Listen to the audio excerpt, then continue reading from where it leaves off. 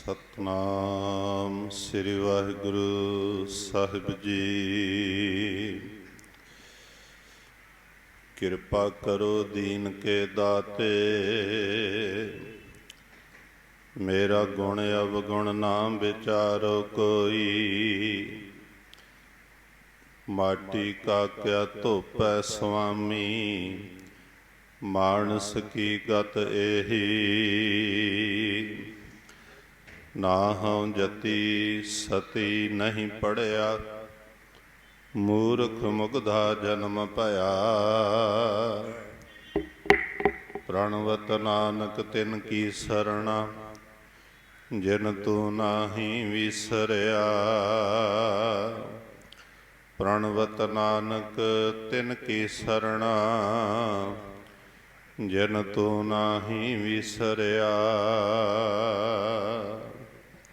चवर छत्र तखत दे मालक गरीब नवाज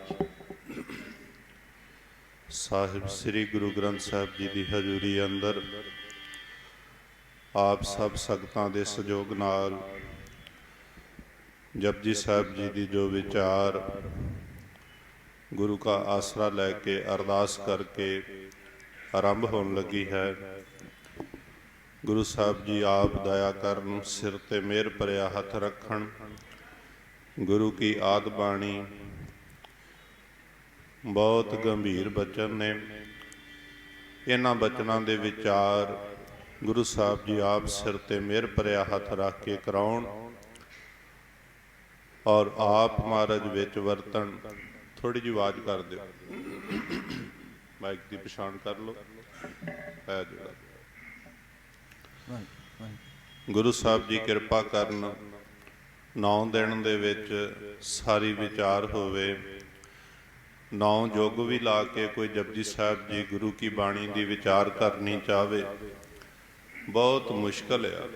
ठीक है, ये तो महाराज कृपा करन, आप गुरु साहब जी ने दया करके दर्शन कराने ने।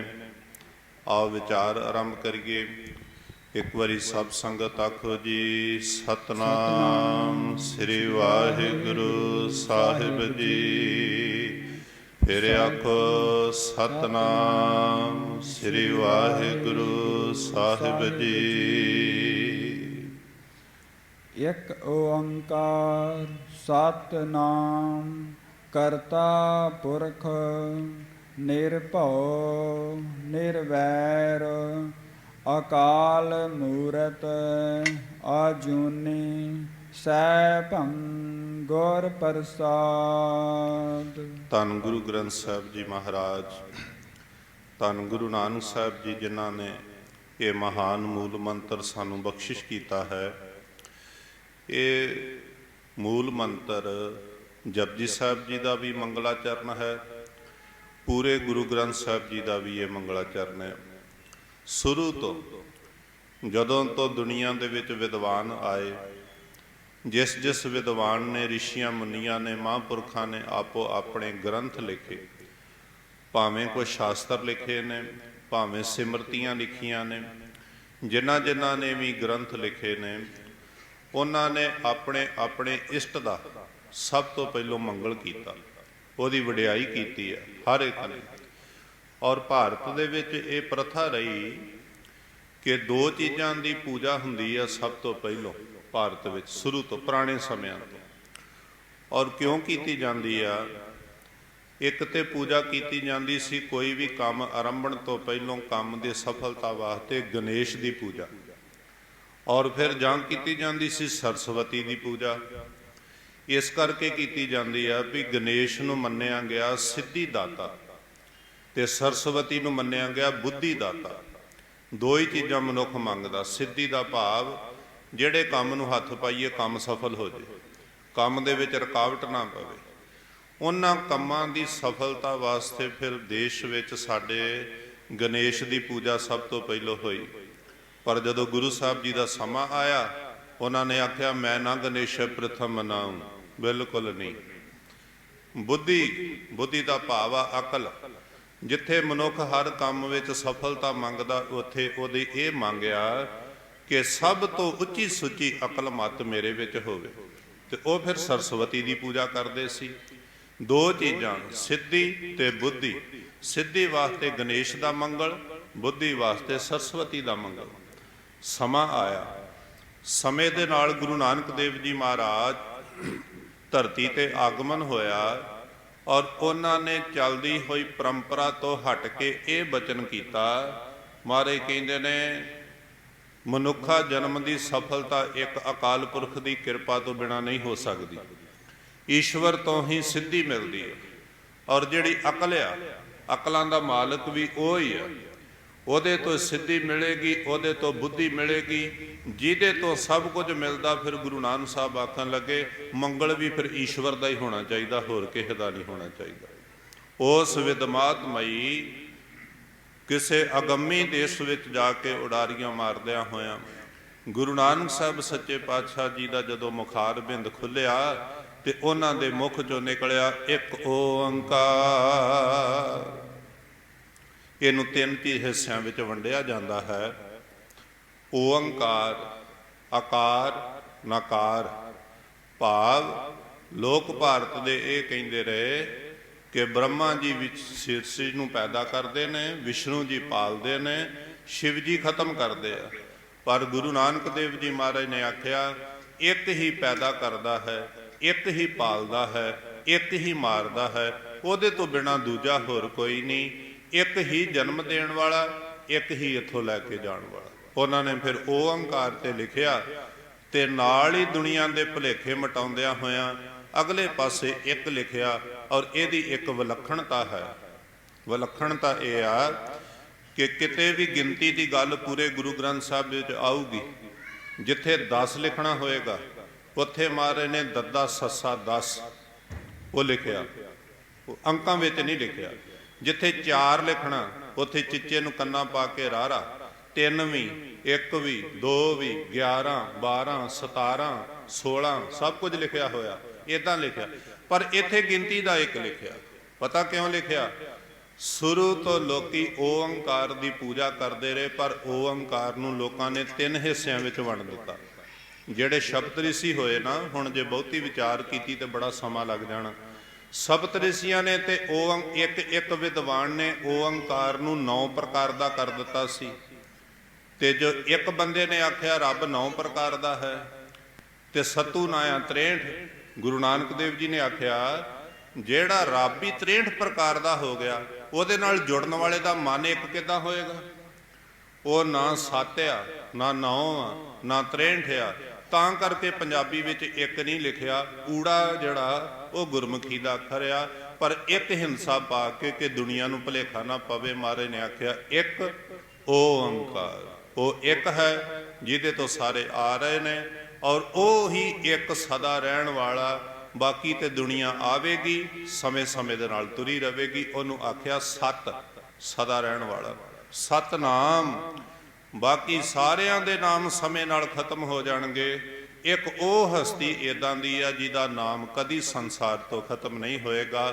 ਕਰਤਾ ਬਾਰੇ ਕਹਿੰਦੇ ਨੇ ਉਹ ਸ੍ਰਿਸ਼ਟੀ ਨੂੰ ਬਣਾਉਣ ਵਾਲਾ ਹੈ। ਪੁਰਖ ਬਣਾ ਕੇ ਇਦਾਂ ਨਹੀਂ ਕੀਤਾ ਵੀ ਉਹ ਵੱਖਰਾ ਹੋ ਗਿਆ ਹੈ, ਨਹੀਂ। ਜਿਵੇਂ ਕਿਸੇ ਨੇ ਗੱਡੀ ਬਣਾਈ, ਗੱਡੀ ਬਣਾਉਣ ਵਾਲਾ ਜਿਹੜਾ ਡਿਜ਼ਾਈਨਰ ਆ ਉਹ ਵੱਖਰਾ ਵਾ ਤੇ ਗੱਡੀ ਵੱਖਰੀ ਆ। ਕਿਸੇ ਨੇ ਕੋਈ ਕੱਪੜਾ ਬਣਾਇਆ, ਬਣਾਉਣ ਵਾਲਾ ਵੱਖਰਾ ਵਾ ਤੇ ਕੱਪੜਾ ਵੱਖਰਾ ਵਾ। ਕੋਈ ਵੀ ਆਪਣੀ ਕਿਰਤ ਦੇ ਵਿੱਚ ਨਹੀਂ ਵੜਦਾ।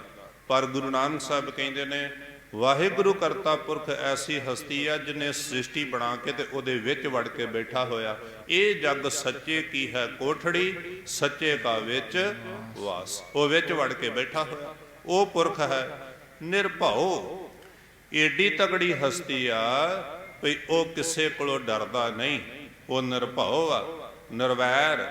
ਜੇ ਉਹ ਨਿਰਭਉ ਵਾ, ਜੇ ਡਰ ਨਹੀਂ, ਉਹ ਕਿਸੇ ਨਾਲ ਵੈਰ ਵੀ ਨਹੀਂ ਕਰਦਾ।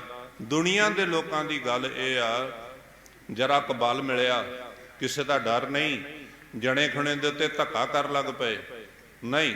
ਉਹ ਮਹਾਰਾਜ ਕਹਿੰਦੇ ਨੇ ਇਦਾਂ ਦਾ ਨਹੀਂ। ਉਹ ਨਿਰਭਉ ਆ ਤੇ ਵੈਰ ਕਿਸੇ ਨਾਲ ਵੀ ਨਹੀਂ ਕਰਦਾ। ਅਕਾਲ ਮੂਰਤ, ਉਹ ਜੰਮਣ ਮਰਨ ਦੀ ਗੇੜ ਵਿੱਚ ਨਹੀਂ ਆਉਂਦਾ। ਜਿਹੜਾ ਜਨਮ ਮਰਨ ਦੇ ਗੇੜ ਵਿੱਚ ਆਉਂਦਾ ਉਹ ਪਰਮੇਸ਼ਰ ਨਹੀਂ। ਜਿਹੜਾ ਜੂਨਾਂ ਵਿੱਚ ਆਉਂਦਾ ਉਹ ਰੱਬ ਕਦੀ ਵੀ ਨਹੀਂ ਹੋ ਸਕਦਾ। ਅਕਾਲ ਮੂਰਤ, ਅਜੂਨੀ, ਬਿਲਕੁਲ ਕਿਸੇ ਜੂਨ ਵਿੱਚ ਨਹੀਂ ਆਉਂਦਾ। ਸਹਿ ਭੰਗ, ਉਹਨੂੰ ਕਿਸੇ ਨੇ ਜਨਮ ਨਹੀਂ ਦਿੱਤਾ, ਉਹ ਆਪਣੇ ਆਪੇ ਤੋਂ ਆਪੇ ਹੀ ਬਣਿਆ। ਜਪਜੀ ਸਾਹਿਬ ਵਿੱਚ ਤੁਸੀਂ ਹੁਣ ਸਰਵਣ ਕਰੋਗੇ, ਮਹਾਰਾਜ ਕਹਿੰਦੇ ਨੇ ਥਾਪਿਆ ਨਾ ਜਾਏ, ਕੀਤਾ ਨਾ ਹੋਏ, ਆਪੇ ਆਪ ਨਰੰਜਨ ਸੋਏ। ਪਰ ਉਹ ਏਡੀ ਵੱਡੀ ਹਸਤੀ ਜਿਹਦਾ ਕੋਈ ਚੱਕਰ ਚਿਹਨ ਨਹੀਂ, ਜਿਹਦਾ ਕੋਈ ਰੂਪ ਰੰਗ ਨਹੀਂ, ਉਹ ਮਿਲੇਗਾ ਕਿੱਦਾਂ? ਗੁਰੂ ਨਾਨਕ ਸਾਹਿਬ ਨੇ ਆਖਿਆ ਗੁਰ ਪ੍ਰਸਾਦ, ਗੁਰੂ ਦੇ ਪ੍ਰਸਾਦ ਦੁਆਰਾ, ਗੁਰੂ ਦੀ ਕਿਰਪਾ ਦੇ ਦੁਆਰਾ। ਕੋਈ ਵੀ ਬੰਦਾ ਆਪਣੇ ਯਤਨ ਦੇ ਨਾਲ ਜਿੰਨਾ ਮਰਜ਼ੀ ਸਿਆਣਾ ਹੋਵੇ, ਵਿਦਵਾਨ ਹੋਵੇ, ਪੜ੍ਹਿਆ ਲਿਖਿਆ ਹੋਵੇ, ਜਿੰਨਾ ਚਿਰ ਮਨ ਬਚਨ ਕਰਕੇ ਗੁਰੂ ਜੀ ਦੇ ਚਰਨਾਂ ਤੇ ਡਿੱਗ ਨਹੀਂ ਪੈਂਦਾ, ਉਹਨਾਂ ਚਿਰ ਪ੍ਰਮਾਤਮਾ ਦੇ ਘਰ ਤੱਕ ਪਹੁੰਚ ਨਹੀਂ ਸਕਦਾ। ਇਹ ਗੁਰੂ ਨਾਨਕ ਸਾਹਿਬ ਸੱਚੇ ਪਾਤਸ਼ਾਹ ਜੀ ਨੇ ਸਾਨੂੰ ਮੁੱਖ ਗੱਲ ਦੱਸੀ ਆ। ਗੱਲ ਹੈ ਇੱਕ ਓੰਕਾਰ ਦੀ, ਅੱਗੇ ਉਹ ਇੱਕ ਓੰਕਾਰ ਦੀ ਪਰਿਭਾਸ਼ਾ ਹੈ। ਅੱਗੇ ਹੁਣ ਮਹਾਰਾਜ ਨਾਲ ਨਾਲ ਦੱਸਣਗੇ ਵੀ ਇੱਕ ਓੰਕਾਰ ਤੱਕ ਪਹੁੰਚਣਾ ਕਿਵੇਂ ਆ, ਬਾਣੀ ਦਾ ਨਾਂ ਕੀ ਆ। ਉਹ ਗਰੀਬ ਨਵਾਜ ਜੀ ਅੱਗੇ ਦੱਸ ਰਹੇ ਹਨ। ਜਪ ਸਾਹਿਬ ਕਹਿੰਦੇ ਨੇ ਬਾਣੀ ਦਾ ਨਾਂ ਹੈ ਜਪ। ਜਪ ਜੀ ਸਾਹਿਬ ਅਸੀਂ ਸਤਿਕਾਰ ਨਾਲ ਕਹਿ ਦਿੰਦੇ ਹਾਂ। ਗੁਰੂ ਨਾਨਕ ਸਾਹਿਬ ਦੇ ਨਾਲ ਜੀ ਨਹੀਂ ਮਹਾਰਾਜ ਨੇ ਲਾਇਆ, ਸਾਹਿਬ ਵੀ ਨਹੀਂ ਲਾਇਆ। ਜਿਵੇਂ ਅਸੀਂ ਕਹਿੰਦੇ ਕੀਰਤਨ ਸੋਹਿਲਾ, ਭਾਈ ਗੁਰਦਾਸ ਜੀ ਨੇ ਵਾਰਾਂ ਵਿੱਚ ਲਿਖਿਆ ਕੀਰਤਨ ਸੋਹਿਲਾ ਗਾ ਵੀ ਹੈ, ਉਹ ਉਹਨਾਂ ਲਿਖਿਆ ਤਾਂ ਕਹਿ ਦਿੰਦੇ ਹਾਂ। ਪਰ ਬਾਣੀ ਦਾ ਨਾਂ ਸੋਹਿਲਾ ਹੈ। ਸੁਖਮਨੀ ਸਾਹਿਬ ਸਤਿਕਾਰ ਨਾਲ ਕਹਿੰਦੇ ਆ, ਸਾਹਿਬ ਗੁਰੂ ਅਰਜਨ ਦੇਵ ਜੀ ਨੇ ਨਹੀਂ ਲਾਇਆ ਨਾਲ। ਬਾਣੀ ਦਾ ਨਾਂ ਜਪ ਹੈ।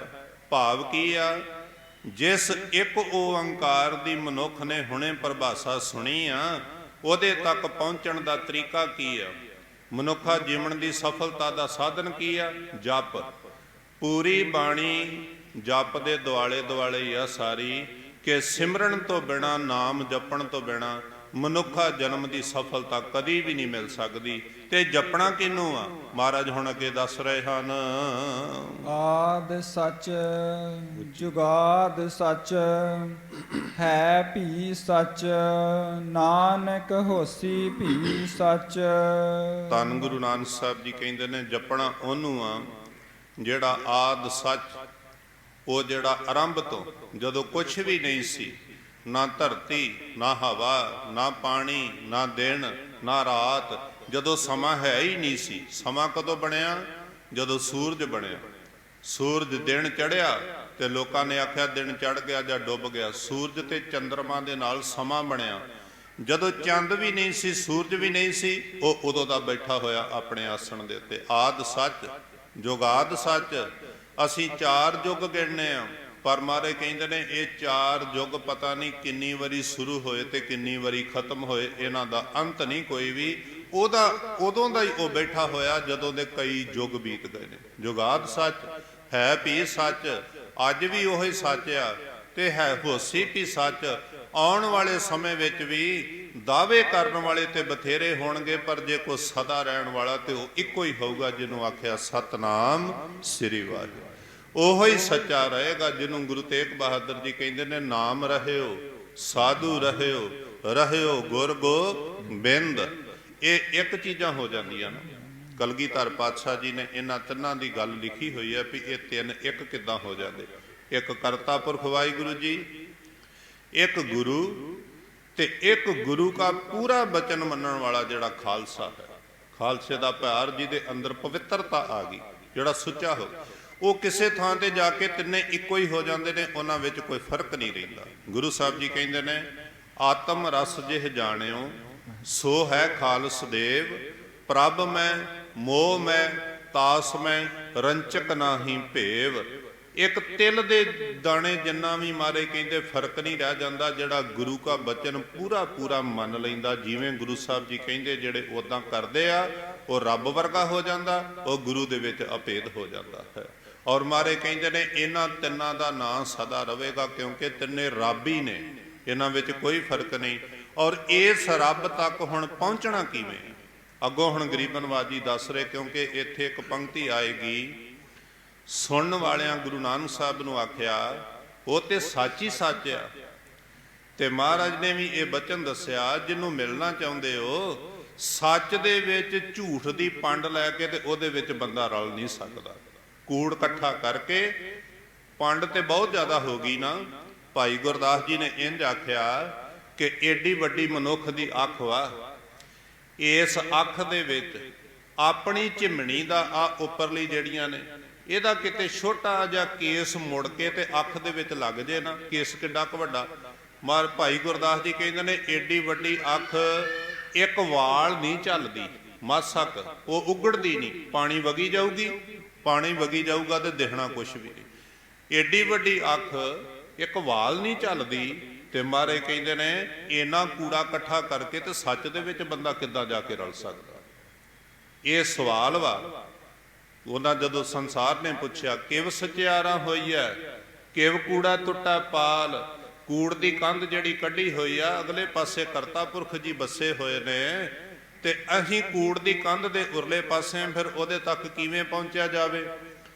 ਇਸ ਕੂੜ ਦੀ ਕੰਧ ਨੂੰ ਢਾਉਣ ਵਾਸਤੇ ਭਾਰਤ ਵਿੱਚ ਇੱਕ ਪਰੰਪਰਾ ਚੱਲੀ, ਤੀਰਥ ਇਸ਼ਨਾਨ ਕਰੋ ਤੇ ਉਹ ਤੀਰਥਾਂ ਦਾ ਜਿਹੜਾ ਪਾਣੀ ਆ ਮਨੁੱਖ ਦੇ ਅੰਦਰ ਦਾ ਕੂੜਾ ਧੋ ਦੇਗਾ। ਜਦੋਂ ਕੂੜਾ ਧੁੱਪ ਗਿਆ ਮਨੁੱਖ ਪਰਮੇਸ਼ਰ ਨਾਲ ਮਿਲ ਜਾਏਗਾ। ਪਰ ਗੁਰੂ ਨਾਨਕ ਸਾਹਿਬ ਸਹਿਮਤ ਨਹੀਂ ਹੋਏ। ਮਹਾਰਾਜ ਨੇ ਆਖਿਆ ਇਹ ਤੇ ਉਹ ਗੱਲ ਹੋਈ ਕਿ ਵਰਮੀ ਮਾਰੀ ਸੱਪ ਨਾ ਮੂਆ, ਸੱਪ ਵਰਮੀ ਚ ਵੜ ਗਿਆ, ਉਤੋਂ ਡਾਂਗਾ ਮਾਰੀ ਜਾਓ, ਉਹਨੂੰ ਸੱਪ ਨੂੰ ਕੀ ਅਸਰ ਆ। ਮਹਾਰਾਜ ਕਹਿੰਦੇ ਨੇ ਸਰੀਰ ਦੀ ਮੈਲ ਨਹੀਂ ਗੀ, ਮੈਲ ਹੈ ਅੰਦਰ ਦੀ, ਮਨ ਦੀ ਮੈਲ, ਤੇ ਉਸ ਮੈਲ ਨੂੰ ਲਾਉਣ ਵਾਸਤੇ ਜਿਹੜੇ ਮਰਜ਼ੀ ਤੀਰਥ ਤੇ ਬੰਦਾ ਤੁਰਿਆ ਫਿਰੇ, ਕੂੜਾ ਨਹੀਂ ਘਟੇਗਾ ਬਿਲਕੁਲ ਵੀ। ਆਰੰਭਤਾ ਫਿਰ ਗੁਰੂ ਨਾਨਕ ਸਾਹਿਬ ਇੰਜ ਕਰਦੇ ਹਨ, ਸੋਚੈ ਸੋਚ ਨਾ ਹੋਵਈ, ਜੇ ਸੋਚੀ ਲੱਖ ਵਾਰ। ਸਭ ਸੋਚ ਦਾ ਅਰਥ ਆ ਸੁੱਚਤਾ ਕਰਨੀ ਪਾਣੀ ਨਾਲ। ਮਾਰੇ ਕਹਿੰਦੇ ਨੇ ਲੱਖਾਂ ਵਾਰ ਬੰਦਾ ਵੀ ਇਸ ਸਰੀਰ ਨੂੰ ਸੁੱਚਿਆਂ ਕਰਨ ਦਾ ਯਤਨ ਕਰੇ, ਤੀਰਥਾਂ ਦੇ ਨਹਾਉਣ ਨਾਲ ਬੰਦਾ ਕਦੀ ਵੀ ਸੁੱਚਾ ਨਹੀਂ ਹੋ ਸਕਦਾ, ਬਿਲਕੁਲ ਨਹੀਂ। ਮਹਾਰਾਜ ਨੇ ਇਦਾਂ ਆਖਿਆ ਬਾਣੀ ਵਿੱਚ, ਜਲ ਕੈ ਮੱਜਨ ਜੇ ਗਤ ਹੋਵੈ, ਕਿਉਂਕਿ ਹੁਣ ਇਹ ਪਵਿੱਤਰਤਾ ਕਾਦੇ ਵਾਸਤੇ ਕੀਤੀ ਜਾ ਰਹੀ ਆ, ਸੱਚ ਤੱਕ ਪਹੁੰਚਣ ਵਾਸਤੇ। ਕੂੜਾ ਮੁੱਕ ਜਾਏ, ਸੱਚ ਤੱਕ ਸਾਡੀ ਪਹੁੰਚ ਹੋ ਜੇ। ਪਰ ਮਹਾਰਾਜ ਕਹਿੰਦੇ ਨੇ ਪਾਣੀ ਨਾਲ ਧੋਣ ਨਾਲ ਕਦੀ ਕੂੜਾ ਨਹੀਂ ਘਟੇਗਾ, ਕੂੜਾ ਤੇ ਅੰਦਰ ਲੱਗਾ ਹੋਇਆ। ਜਲ ਕੈ ਮੱਜਨ ਜੇ ਗਤ ਹੋਵੈ, ਨਿਤ ਨਿਤ ਮੇਂਢਕ ਨਹਾਵੈ, ਪਾਣੀ ਵਿੱਚ ਰੋਜ਼ ਡੱਡੂ ਛਾਲਾਂ ਮਾਰਦੇ ਫਿਰਦੇ ਆ, ਉਹ ਕੋਈ ਪਵਿੱਤਰ ਨਹੀਂ ਹੋਇਆ। ਭਾਈ ਗੁਰਦਾਸ ਜੀ ਨੇ ਕੁਝ ਹਵਾਲੇ ਲਿਖੇ ਹੋਏ ਨੇ, ਉਹ ਆਂਦੇ ਨੇ ਬਿੰਦ ਰੱਖ ਜੇ ਤਰੀਏ ਭਾਈ, ਖੁਸਰੇ ਕਿਉਂ ਨਾ ਪਰਮਗਤ ਪਾਈ। ਗੁਰੂ ਗ੍ਰੰਥ ਸਾਹਿਬ ਜੀ ਵੀ ਇੰਝ ਹੀ ਆਖਦੇ ਆ, ਥਾਂ ਥਾਂ ਤੇ ਅਨੇਕਾਂ ਪ੍ਰਮਾਣ ਦਿੱਤੇ ਹੋਏ ਨੇ।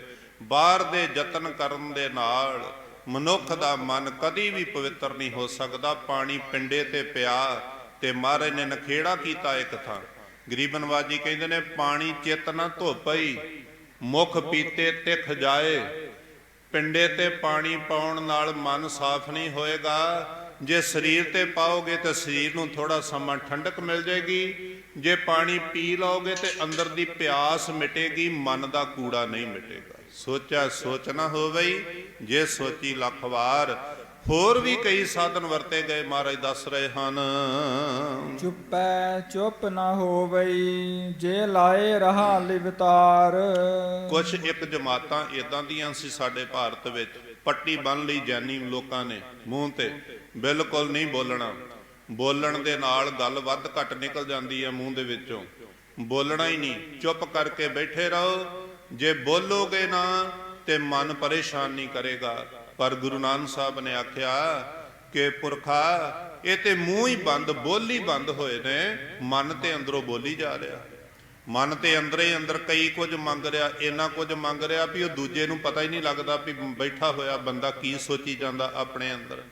ਮਹਾਰਾਜ ਕਹਿੰਦੇ ਨੇ ਬੋਲਣਾ ਬਹੁਤ ਜ਼ਰੂਰੀ ਹੈ। ਹਾਂ ਇਹ ਜ਼ਰੂਰ ਹੈ ਵੀ ਭਾਈ ਗੁਰਦਾਸ ਜੀ ਨੇ ਲਿਖਿਆ ਹੋਇਆ, ਮੂਰਖ ਦੀ ਨਿਸ਼ਾਨੀ ਦਿੱਤੀ ਹੋਈ ਆ, ਜਿੱਥੇ ਬੋਲਣ ਦੀ ਲੋੜ ਸੀ ਉੱਥੇ ਬੰਦਾ ਨਹੀਂ ਬੋਲਿਆ, ਤੇ ਜਿੱਥੇ ਬੋਲਣ ਦੀ ਨਹੀਂ ਸੀ ਲੋੜ ਉੱਥੇ ਬੋਲ ਪਿਆ ਹੈ, ਇਹਦੇ ਵਰਗਾ ਮੂਰਖ ਕੋਈ ਨਹੀਂ। ਤੇ ਬੋਲੋ ਤੇ ਜ਼ਰੂਰ। ਮਹਾਰਾਜ ਕਹਿੰਦੇ ਨੇ ਅਖਰੀ ਨਾਮ ਅਖਰੀ ਸਾਲਾਹ, ਅਖਰੀ ਗਿਆਨ ਗੀਤ ਗੁਣ ਗਾਹ, ਅਖਰੀ ਲਿਖਣ ਬੋਲਣ ਬਾਣ, ਅਖਣਾ ਸਿਰ ਸੰਜੋਗ ਵਖਾਣ। ਉਹਦੇ ਨਾਲ ਮਿਲਾਪ ਤਾਂ ਹੀ ਹੋਏਗਾ ਜੇ ਮੂੰਹ ਚੋਂ ਕੁਝ ਬੋਲੋਗੇ। ਤੇ ਮਹਾਰਾਜ ਕਹਿੰਦੇ ਨੇ ਮੂੰਹ ਘੁੱਟ ਕੇ ਬੰਦ ਕਰ ਲੈਣ ਦੇ ਨਾਲ ਮਨ ਚੁੱਪ ਨਹੀਂ ਕਰ ਸਕਦਾ। ਮਨ ਦੀ ਤਰੀਕੇ ਕਈ ਨੇ, ਮਨੁੱਖ ਦੇ ਸਰੀਰ ਵਿੱਚੋਂ ਨਿਕਲ ਜਾਂਦਾ ਹੈ ਬਾਹਰ। ਭੁੱਖਿਆਂ ਭੁੱਖ ਨਾ ਉਤਰੀ, ਜੇ ਬੰਨਾ ਪੁਰੀਆਂ ਭਾਰ। ਸਫਲਤਾ ਵਾਸਤੇ ਕਈਆਂ ਲੋਕਾਂ ਨੇ ਇਸ ਸਰੀਰ ਨੂੰ ਭੁੱਖਿਆਂ ਰੱਖ ਰੱਖ ਕੇ ਦੁੱਖ ਦਿੱਤਾ, ਪਰ ਮਾਰੇ ਕਹਿੰਦੇ ਨੇ ਨਹੀਂ, ਤਾਂ ਵੀ ਗੱਲ ਨਹੀਂ ਬਣੇਗੀ। ਭੁੱਖੇ ਰਹਿਣ ਨਾਲ ਵੀ ਨਹੀਂ, ਤੇ ਬਹੁਤ ਪੰਡਾਂ ਇਕੱਠੀਆਂ ਕਰ ਕਰਕੇ ਵੀ ਜੇ ਮਨੁੱਖ ਆਖੇ ਵੀ ਮੈਂ ਰੱਜ ਜਾਵਾਂ, ਤਾਂ ਵੀ ਰੱਜੇਗਾ ਨਹੀਂ, ਮਨ ਦੇ ਵਿੱਚ ਸ਼ਾਂਤੀ ਨਹੀਂ ਆਵੇਗੀ। ਸਹਸ ਸਿਆਣਪਾਂ ਲੱਖ ਹੋਏ, ਤਾਂ ਇੱਕ ਨਾ ਚੱਲੇ ਨਾਲ। ਬੜੇ ਬੜੇ ਚਾਤਰ ਲੋਕ, ਚਤਰਾਈ ਕਰਨ ਵਾਲੇ, ਸਿਆਣਪਾਂ ਕਰਨ ਵਾਲੇ ਲੋਕ ਦੁਨੀਆ ਤੇ ਬੈਠੇ ਹੋਏ ਆ, ਪਰ ਮਾਰੇ ਕਹਿੰਦੇ ਨੇ ਜੇ ਤੂੰ ਜਪ ਤੋਂ ਸਖਣਾ ਵਾ, ਨਾਮ ਨਹੀਂ ਜਪਦਾ, ਗੁਰੂ ਕੀ ਮੱਤ ਤੋਂ ਜੇ ਤੂੰ ਸਖਣਾ, ਤੇ ਤੂੰ ਜਿੰਨਾ ਮਰਜ਼ੀ ਸਿਆਣਾ ਹੋਵੇਂ, ਅੰਤ ਸਮੇਂ ਜਦੋਂ ਤੇਰੇ ਸਵਾਸਾਂ ਦਾ ਅਖੀਰ ਹੋ ਗਿਆ, ਜਦੋਂ ਇੱਥੋਂ ਤੁਰ ਪਿਆ, ਮਾਰੇ ਕਹਿੰਦੇ ਨੇ ਫਿਰ ਕੋਈ ਵੀ ਸਿਆਣਪ ਤੇਰੇ ਨਾਲ ਨਹੀਂ ਜਾਏਗੀ, ਉੱਥੇ ਤੈਨੂੰ ਚਤਰਾਈਆਂ ਸਿਆਣਪਾਂ ਨੇ ਨਹੀਂ ਬਚਾਉਣਾ। ਮਾਰੇ ਕਹਿੰਦੇ ਨੇ ਜਹ ਮਾਤ ਪਿਤਾ ਸੁਤ ਮੀਤ ਨਾ ਭਾਈ, ਮਨ ਊਹਾਂ ਨਾਮ ਤੇਰਾ ਸੰਗ ਸਹਾਈ। ਜਿੱਥੇ ਕੋਈ ਵੀ ਸਾਥ ਨਹੀਂ ਦਵੇਗਾ, ਉੱਥੇ ਕੇਵਲ ਨਾਮ ਨਾਲ ਚੱਲੇਗਾ। ਕਿਵ ਸਚਿਆਰਾ ਹੋਈਐ, ਕਿਵ ਕੂੜੈ ਟੁੱਟੇ ਪਾਲ। ਕੀਤੇ ਹੋਏ ਯਤਨਾਂ ਨੂੰ ਗੁਰੂ ਨਾਨਕ ਸਾਹਿਬ ਨੇ ਰੱਦ ਕਰ ਦਿੱਤਾ ਹੈ। ਮਾਰੇ ਕਹਿੰਦੇ ਨੇ ਤੀਰਥਾਂ ਤੇ ਨਹਾਉਣ ਨਾਲ ਵੀ ਪਵਿੱਤਰਤਾ ਨਹੀਂ, ਚੁੱਪ ਰਹਿਣ ਨਾਲ ਵੀ ਪਵਿੱਤਰਤਾ ਨਹੀਂ, ਭੁੱਖਿਆਂ ਰਹਿਣ ਨਾਲ ਵੀ ਪਵਿੱਤਰਤਾ ਨਹੀਂ, ਬਹੁਤੀਆਂ ਸਿਆਣਪਾਂ ਚਤਰਾਈਆਂ ਕਰਨ ਨਾਲ ਵੀ ਪਵਿੱਤਰਤਾ ਨਹੀਂ। ਫਿਰ ਹੁਣ ਅੱਗੋਂ ਗੁਰੂ ਸਾਹਿਬ ਨੂੰ ਪੁੱਛਿਆ ਗਿਆ ਹੈ, ਹੇ ਗਰੀਬ ਨਵਾਜ ਕਿਰਪਾ ਕਰਕੇ ਦੱਸੋ, ਸਚਿਆਰ ਹੋਵਾਂਗੇ ਤੇ ਸੱਚ ਨੂੰ ਮਿਲਾਂਗੇ, ਤੇ ਫਿਰ ਸਚਿਆਰ ਹੋਣ ਦਾ ਤਰੀਕਾ ਕੀ ਆ? ਉਹ ਤਰੀਕਾ ਦੱਸੋ ਜਿਹਦੇ ਨਾਲ ਕੂੜ ਦੀ ਕੰਧ ਢੱਠ ਜਾਵੇ। ਹੁਕਮ ਰਜਾਈ ਚੱਲਣਾ, ਨਾਨਕ ਲਿਖਿਆ ਨਾਲ। ਮਹਾਰਾਜ ਕਹਿੰਦੇ ਨੇ ਹੁਕਮ ਨੂੰ ਸਮਝੋ, ਜਿਹੜਾ ਰਜਾ ਵਿੱਚ ਚੱਲੇਗਾ, ਜਿਹੜਾ ਹੁਕਮ ਵਿੱਚ ਚੱਲੇਗਾ, ਉਹ ਕੂੜ ਦੀ ਕੰਧ ਨੂੰ ਢਾਹ ਕੇ ਸਚਿਆਰ ਹੋ ਜਾਏਗਾ। ਤੇ ਹੁਕਮ ਮੰਨਣਾ ਸਾਰਿਆਂ ਦੇ ਮੱਥੇ ਤੇ ਲਿਖਿਆ ਹੋਇਆ, ਭਾਵ ਕਿ ਕਿਸੇ ਨੂੰ ਨਹੀਂ ਕਿਹਾ ਵੀ ਚੱਲ ਤੂੰ ਦੁਨੀਆ ਤੇ ਜਾ ਕੇ ਹੁਕਮ ਨਾ ਵੀ ਮੰਨੇਗਾ ਤਾਂ ਵੀ ਕੋਈ ਗੱਲ। ਇਹ ਤੇ ਇੱਥੋਂ ਦੇ ਲੋਕਾਂ ਦੀਆਂ ਮਰਜ਼ੀਆਂ ਨੇ ਨਾ, ਵੀ ਅਸੀਂ ਅੰਮ੍ਰਿਤ ਨਹੀਂ ਛਕਦੇ, ਅਸੀਂ ਆਪੇ ਬੜੇ ਸਿਆਣੇ ਆ, ਅਸੀਂ ਸੰਗਤ ਨਹੀਂ ਕਰਦੇ, ਕੀ ਲੋੜ ਆ ਉੱਥੇ ਇੰਨੀ ਬਾਣੀ ਪੜਨ ਦੀ, ਜਾਂ ਕੀ ਲੋੜ ਆ ਸੰਗਤ ਵਿੱਚ ਜਾਈਏ, ਨਾਲੇ ਉਹ ਗੱਲਾਂ ਸੁਣਾਉਂਦੇ ਆ ਉੱਥੇ, ਨਾਲੇ ਉੱਥੇ ਗੋਡੇ ਥਕਾ ਕੇ ਆਈਏ, ਤੇ ਫਿਰ ਫਾਇਦਾ ਕੀ ਹੈ ਸੰਗਤ ਵਿੱਚ ਜਾਣ ਦਾ। ਮਾਰੇ ਕਹਿੰਦੇ ਨੇ ਸਾਰਿਆਂ ਦੇ ਮੱਥੇ ਤੇ ਲਿਖਿਆ ਹੋਇਆ ਵੀ ਹੁਕਮ ਮੰਨੋਗੇ ਤੇ ਸਫਲਤਾ ਹੋਏਗੀ, ਜੇ ਨਾ ਮੰਨੋਗੇ ਤੇ ਸਫਲਤਾ ਨਹੀਂ ਹੋਏਗੀ। ਹੁਕਮ ਰਜਾਈ ਚੱਲਣਾ, ਨਾਨਕ ਲਿਖਿਆ ਨਾਲ। ਤੇ ਹੁਕਮ ਕੀ ਆ? ਬਾਣੀ ਦੇ ਵਿੱਚ ਪਰਿਭਾਸ਼ਾ ਦਿੱਤੀ ਹੋਈ, ਮਾਰੇ ਕਹਿੰਦੇ ਨੇ ਏਕੋ ਨਾਮ ਹੁਕਮ ਹੈ। ਨਾਮ ਜਪਣਾ ਸਾਰਿਆਂ ਨੂੰ ਹੁਕਮ ਕੀਤਾ ਗਿਆ ਕਿ ਗੁਰੂ ਕੇ ਚਰਨੀ ਲੱਗ ਕੇ ਸੰਗਤ ਵਿੱਚ ਜੁੜ ਕੇ ਨਾਮ ਜਪਣਾ, ਇਹ ਹੀ ਹੁਕਮ ਹੈ। ਉਸ ਹੁਕਮ ਦੀ ਅੱਗੇ ਵਿਆਖਿਆ ਕਰਦੇ ਹਨ। ਹੁਕਮੀ ਹੋਵਨ ਆਕਾਰ, ਹੁਕਮ ਨਾ ਕਹਿਆ ਜਾਈ। ਮਾਰੇ ਕਹਿੰਦੇ ਨੇ ਹੁਕਮ ਹੁਣ ਮੰਨਣਾ ਕਿਹਦਾ? ਕਿਉਂਕਿ ਜਪਜੀ ਸਾਹਿਬ ਜੀ ਦੇ ਵਿੱਚ 4 ਗੱਲਾਂ ਨੇ ਮੁੱਖ। ਇੱਕ ਇਹ ਆ ਪਹਿਲਾ ਸਟੈਪ ਕਿ ਨਾਮ ਜਪ, ਫਿਰ ਅੱਗੋਂ ਹੁਕਮ ਆ ਵੀ ਨਾਮ ਜਪਣਾ ਕਿਹਦਾ, ਫਿਰ ਅੱਗੋਂ ਗੱਲ ਆ ਵੀ ਨਾਮ ਜਪਣਾ ਕਿਸ ਢੰਗ ਨਾਲ, ਫਿਰ ਅੱਗੋਂ ਹੋਏਗਾ ਵੀ ਜਿਹੜਾ ਉਹ ਸਹੀ ਢੰਗ ਤਰੀਕੇ ਨੂੰ ਵਰਤ ਕੇ ਨਾਮ ਜਪੇਗਾ ਉਹਨੂੰ ਕੀ ਪ੍ਰਾਪਤੀ ਹੋਏਗੀ। ਉਹ ਉੱਥੇ ਪਹੁੰਚ ਜਾਏਗਾ ਜਿਹਨੂੰ ਮਗਰੋਂ ਤੋੜੀ ਆਖਿਆ ਵੀ ਸੱਚਖੰਡ ਵਸੈ ਨਿਰੰਕਾਰ। ਇਹ 4 ਬਚਨ ਗੁਰੂ ਸਾਹਿਬ ਜੀ ਨੇ ਆਖੇ ਨੇ। ਹੁਣ ਮਾਰੇ ਕਹਿੰਦੇ ਨੇ ਹੁਕਮੀ ਹੋਵਨ ਆਕਾਰ, ਹੁਕਮ ਨਾ ਕਹਿਆ ਜਾਈ। ਅਸੀਂ ਹੁਕਮ ਕਿਹਦਾ ਮੰਨਣਾ? ਉਹਦਾ ਹੁਕਮ ਮੰਨਣਾ ਵਾ ਜਿਹਦੇ ਨਾਲ, ਹੁਕਮ ਦੇ ਨਾਲ ਸਾਰੀ ਸ੍ਰਿਸ਼ਟੀ ਬਣੀ ਹੈ। ਕਿਉਂਕਿ ਕਿਸੇ ਰਾਹ ਵਿੱਚ ਜਿਹੜਾ ਖਲੋਤਾ ਹੋਇਆ ਨਾ, ਉਹਦਾ ਕਿਸੇ ਦਾ ਹੁਕਮ ਨਹੀਂ ਮੰਨਣਾ। ਰਾਹ ਵਿੱਚ ਜਿਹੜਾ ਖਲੋਤਾ ਉਹਦਾ ਹੁਕਮ ਜੇ ਕੋ ਮੰਨੇਗਾ ਤੇ ਪਤਾ ਕੀ ਹੋਏਗਾ। ਮਸਕੀਨ ਸਾਹਿਬ ਨੇ ਬੜਾ ਸੋਹਣਾ ਦੱਸਿਆ, ਰਾਹ ਵਿੱਚ ਖਲੋਤੇ ਹੋਏ ਜਿਹੜੇ ਨੇ ਨਾ, ਉਹ ਕਿਦਾਂ ਖਰਾਬ ਕਰਦੇ ਆ ਲੋਕਾਂ ਨੂੰ। ਮਸਕੀਨ ਜੀ ਕਹਿੰਦੇ ਨੇ ਕਿਸੇ ਦਾ ਪਤੀ ਵਿਦੇਸ਼ ਗਿਆ, ਉਹਨੇ ਆਪਣੀ ਪਤਨੀ ਨੂੰ ਚਿੱਠੀ ਲਿਖੀ ਆ। ਰਾਹ ਵਿੱਚ ਖਲੋਤੇ ਲੋਕੀ ਕੀ ਕਰਦੇ ਆ, ਉਹਨੇ ਚਿੱਠੀ ਲਿਖੀ ਆ, ਤੇ ਚਿੱਠੀ ਜਦੋਂ ਘਰ ਆਈ ਤੇ ਉਹ ਬੀਬੀ ਰਾਣੀ ਪੜ੍ਹੀ ਨਹੀਂ, ਤੇ ਉਹਨੇ ਡਾਕੀਏ ਨੂੰ ਆਖਿਆ ਵੀ ਤੁਸੀਂ ਪੜ੍ਹ ਕੇ ਸੁਣਾ ਦਿਓ। ਹੁਣ ਡਾਕੀਏ ਨੇ ਚਿੱਠੀ ਖੋਲ ਕੇ ਪੜ੍ਹਨ ਲੱਗਾ ਵਾ, ਤੇ ਉਹ ਚਿੱਠੀ ਇੱਥੋਂ ਸ਼ੁਰੂ ਹੋਈ ਆ ਵੀ ਮੇਰੀ ਪਿਆਰੀ ਪਤਨੀ। ਹੁਣ ਡਾਕੀਆ ਤੇ ਪੜ੍ਹ ਕੇ ਸੁਣਾਉਂਦਾ, ਇਹ ਸੁਣਾ ਕਿਹਦਾ ਵਾ? ਉਹਦੇ ਪਤੀ ਦਾ, ਉਹਦੇ ਮਾਲਕ ਦਾ। ਤੇ ਉਹ ਜਿਹੜਾ ਪੜ੍ਹ ਕੇ ਸੁਣਾਉਂਦਾ ਨਾ, ਮੇਰੀ ਪਿਆਰੀ ਪਤਨੀ, ਉਹ ਹੀ ਸੋਚਣ ਲੱਗ ਪਿਆ ਵੀ ਸ਼ਾਇਦ ਇਹ ਮੇਰੀ ਪਤਨੀ। ਤੇ ਹੁਣ ਉਹ ਮਸਕੀਨ ਜੀ ਅੱਗੋਂ ਕਹਿੰਦੇ ਆ ਹਫ਼ਤੇ ਬਾਅਦ ਮਹੀਨੇ ਬਾਅਦ ਚਿੱਠੀ ਆਉਂਦੀ ਆ, ਡਾਕੀਆ ਪੜ੍ਹ ਕੇ ਸੁਣਾਉਂਦਾ, ਮੇਰੀ ਪਿਆਰੀ ਪਤਨੀ ਮੈਂ ਤੈਨੂੰ ਬੜਾ ਚਾਹੁੰਦਾ ਵਾਂ, ਆਹ ਗੱਲ ਆ, ਆਹ ਗੱਲ ਆ, ਆਹ ਗੱਲ। ਕਰਦਿਆਂ ਕਰਦਿਆਂ ਡਾਕੀਆ ਵੀ ਸਮਝਣ ਲੱਗ ਪਿਆ ਵੀ ਇਹ ਪਤਨੀ ਮੇਰੀ ਆ। ਤੇ ਸਭ ਤੋਂ ਮਾੜੀ ਗੱਲ ਇਹ ਹੋਈ ਵੀ ਉਹ ਹੀ ਭੁੱਲ ਗਈ ਵੀ ਮੇਰਾ ਪਤੀ ਹੈਗਾ ਵਾ, ਭਾਵੇਂ ਪਰਦੇਸ ਗਿਆ, ਉਹ ਵੀ ਡਾਕੀਏ ਦੀਆਂ ਗੱਲਾਂ ਵਿੱਚ ਆ ਗਈ। ਮਹਾਰਾਜ ਕਹਿੰਦੇ ਨੇ ਇੱਕ ਤੇ ਉਹ ਜਿਹਦੇ ਹੁਕਮ ਨਾਲ ਸਾਰੀ ਸ੍ਰਿਸ਼ਟੀ ਸਾਜੀ ਤੇ ਬਾਕੀ ਰਾਹ ਵਿੱਚ ਖਲੋਤੇ ਹੋਏ ਸੀ ਉਹਦਾ ਸੁਨਾਹ ਦੇਣ ਵਾਸਤੇ, ਉਹ ਸੁਨਾਹ ਦੇਣ ਵਾਲੇ ਜਿਹੜੇ ਸੀ ਉਹ ਹੀ ਮਾਲਕ ਬਣ ਕੇ ਬਹਿ ਗਏ। ਤੇ ਬਹੁਤੀ ਮਾੜੀ ਗੱਲ ਉਹ ਹੋਈ ਜਿਹੜੇ ਅਗਿਆਨੀ ਲੋਕ ਸੀ, ਜਿਨ੍ਹਾਂ ਨੇ ਰਾਹ ਦੱਸਣ ਵਾਲਿਆਂ ਨੂੰ ਮਾਲਕ ਸਮਝ ਕੇ ਤੇ ਉਹਦੇ ਪੈਰਾਂ 'ਚ ਬਹਿ ਗਏ। ਉਹ ਫਿਰ ਕਿਤੇ ਵੀ ਨਹੀਂ ਪਹੁੰਚ ਸਕੇ, ਉਹਨਾਂ ਨੇ ਵੀ ਖਰਾਬ ਕੀਤਾ, ਉਹ ਵੀ ਖਰਾਬ ਹੋਏ। ਅਸੀਂ ਹੁਕਮ ਤੇ ਮੰਨਣਾ, ਪਰ ਮਾਰੇ ਕਹਿੰਦੇ ਹੁਕਮ ਉਹਦਾ ਮੰਨਣਾ ਜਿਹਦੇ ਹੁਕਮ ਦੇ ਨਾਲ ਆਕਾਰ ਹੋਇਆ, ਇਹ ਸ੍ਰਿਸ਼ਟੀ ਬਣੀ ਆ। ਹੁਕਮੀ ਹੋਵਨ ਆਕਾਰ, ਹੁਕਮ ਨਾ ਕਹਿਆ ਜਾਈ। ਉਹ ਹੁਕਮ ਦਾ ਮਾਲਕ ਕਿੱਡਾ ਵੱਡਾ ਵਾ, ਉਹਦੇ ਬਾਰੇ ਵੀ ਕੋਈ ਦੱਸਿਆ ਨਹੀਂ ਜਾ ਸਕਦਾ। ਹੁਕਮੀ ਹੋਵਨ ਜੀਆ, ਹੁਕਮ ਮਿਲੇ ਵਡਿਆਈ। ਉਹਦੇ ਹੁਕਮ ਦੇ ਨਾਲ ਸਾਰੇ ਜੀ ਪੈਦਾ ਹੋਏ ਨੇ। ਜਿਹੜਾ ਉਹਦਾ ਹੁਕਮ ਮੰਨੇਗਾ ਉਹਦੀ ਵਡਿਆਈ ਹੋਵੇਗੀ ਦੁਨੀਆ ਤੇ, ਉਹ ਵਡਿਆਈਆਂ ਦੇ ਯੋਗ ਹੋ ਜਾਏਗਾ, ਉਹਦਾ ਸਤਿਕਾਰ ਹੋਵੇਗਾ। ਹੁਕਮੀ ਉਤਮ ਨੀਚ, ਹੁਕਮ ਲਿਖ ਦੁੱਖ ਸੁਖ ਪਾਈਐ। ਫਿਰ ਹੁਕਮ ਕੀ ਕਰਦਾ? ਕੋਈ ਲੋਕ ਹੁਕਮ ਨੂੰ ਮੰਨਦੇ ਨੇ, ਕੋਈ ਨਹੀਂ ਮੰਨਦੇ। ਮਾਰੇ ਕਹਿੰਦੇ ਨੇ ਇਕਨਾਂ ਨੂੰ ਸਭ ਸੋਝੀ ਆਈ, ਇੱਕ ਫਿਰਦੇ ਬੇਪਰਵਾਹ। ਜਿਨ੍ਹਾਂ ਨੂੰ ਸੋਝੀ ਆਈ ਉਹਨਾਂ ਨੇ ਸੰਗਤ ਕੀਤੀ, ਗੁਰੂ ਕਾ ਬਚਨ ਮੰਨਿਆ, ਅੰਮ੍ਰਿਤ ਵੇਲਾ ਸੰਭਾਲਿਆ, ਤੇ ਉਹਨਾਂ ਨੂੰ ਕੀ ਪ੍ਰਾਪਤ ਹੋਇਆ? ਉਹ ਉੱਚੇ ਮਰਾਤਬੇ ਵਾਲੇ ਹੋਏ। ਤੇ ਕੁਝ ਲੋਕ ਇਦਾਂ ਦੇ ਸੀ ਜਿਨ੍ਹਾਂ ਨੇ ਆਖਿਆ ਵੇਖੀ ਜਾਊਗੀ ਜੋ ਹੋਊਗੀ, ਵੇਖੀ ਜਾਊ ਭਲਾ ਕੀ ਹੋਊਗਾ। ਉਹ ਜਿਹੜੇ ਕਹਿੰਦੇ ਸੀ ਨਾ ਵੇਖੀ ਜਾਊ ਭਲਾ ਕੀ ਹੋਊਗਾ, ਉਹਨਾਂ ਨੂੰ ਜਦੋਂ ਅਗਲੇ ਜਨਮ ਵਿੱਚ ਦੁੱਖਾਂ ਦੇ ਵਿੱਚ ਘਿਰ ਗਏ, ਬਹੁਤ ਜ਼ਿਆਦਾ ਦੁੱਖ ਪਿਆ, ਤੇ ਫਿਰ ਚੀਕਾਂ ਮਾਰਦੇ ਆ, ਫਿਰ ਰੋਂਦੇ ਆ। ਤੇ ਧਨਾਸਰੀ ਰਾਗ ਵਿੱਚ ਗੁਰੂ ਨਾਨਕ ਦੇਵ ਜੀ ਕਹਿੰਦੇ ਆ ਦੁੱਖ ਪੈ ਗਏ ਨੇ, ਮੁਸ਼ਕਲਾਂ ਪੈ ਗਈਆਂ ਨੇ ਬਹੁਤ, ਤੇ ਹੁਣ ਰੋ ਰੋ ਕੇ ਅਰਦਾਸਾਂ ਕਰਦੇ ਆ। ਹੁਣ ਗੁਰੂ ਨਾਲ ਵੀ ਨਾਰਾਜ਼ ਹੁੰਦੇ ਆ ਵੀ ਤੇਰੇ ਇੰਨੇ ਪ੍ਰਸ਼ਾਦ ਕਰਾਏ, ਇੰਨੀਆਂ ਅਰਦਾਸਾਂ ਕਰਾਈਆਂ, ਤੂੰ ਸਾਡੀ ਸੁਣਦਾ ਕਿਉਂ ਨਹੀਂ? ਤੇ ਮਹਾਰਾਜ ਫਿਰ ਜਵਾਬ ਦੇ ਕੇ ਕਹਿੰਦੇ ਆ ਵੀ ਹੁਣ ਬਹੁਤਾ ਬੋਲਣ ਝੱਖਣ ਹੋਏ, ਵਿਣ ਬੋਲੇ ਜਾਣੈ ਸਭ ਸੋਏ। ਬੰਦਗੀ ਤੋਂ ਹੀਣੇ ਹੋਣ ਕਰਕੇ ਦੁੱਖ ਲੱਗੇ ਆ, ਤੇ ਹੁਣ ਬੰਦਗੀ ਕਰੋਗੇ ਤੇ ਦੁੱਖ ਟੁੱਟਣਗੇ, ਨਹੀਂ ਤੇ ਲਾਮੇ ਮਾਰਿਆਂ ਐਵੇਂ ਝਖਾਂ ਹੀ ਮਾਰਨ ਵਾਲੀਆਂ ਗੱਲਾਂ ਨੇ, ਇਹਨਾਂ ਲਾਮਿਆਂ ਦੇ ਨਾਲ ਮਸਲੇ ਹੱਲ ਨਹੀਂ ਹੁਣ ਹੋਣੇ। ਮਾਰੇ ਕਹਿੰਦੇ ਨੇ ਹੁਕਮੀ ਉੱਤਮ ਨੀਚ, ਉਹਦਾ ਫਿਰ ਹੁਕਮ ਵਰਤਦਾ।